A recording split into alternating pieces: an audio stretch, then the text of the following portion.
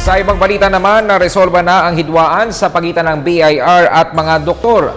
Nagpulong kanina sina BIR Chief Kim Henares at mga opisyal ng Philippine College of Physicians.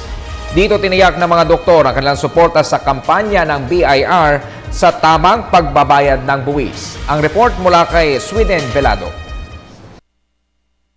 Pinaunlakan ni Bureau of Internal Revenue Commissioner Kim Henares ang imbitasyon ng Philippine College of Physicians o PCP na dumalo sa isang press conference Quezon City na pinangunahan ni Philippine Medical Association President-elect Dr. Minerva Kalimag. Sa ginanap na pagpupulong, sinabi ni Dr. Kalimag na sinusuportahan niya at ng kapwa niya mga doktor ang mga ginagawang hakbang ng BIR at pamahalaan sa pagsusulong ng tamang pagbabayad ng buwis. We want to move forward. We're looking forward to better relationships with the BIR.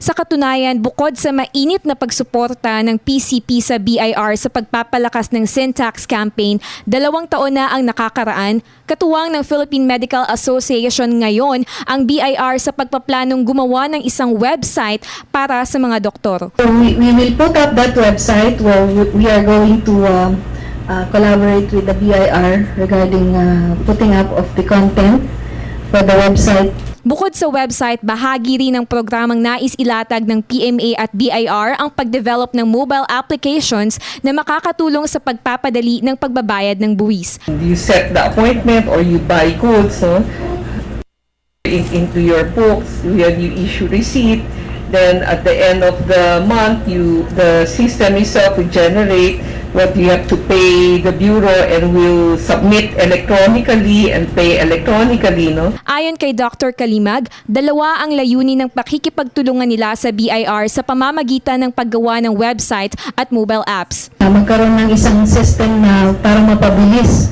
at saka dahil sa pakikipag-ugnayan nga natin ngayon sa BIR, yung at least makakausap natin kung paano natin masosolve yung iba nilang problema.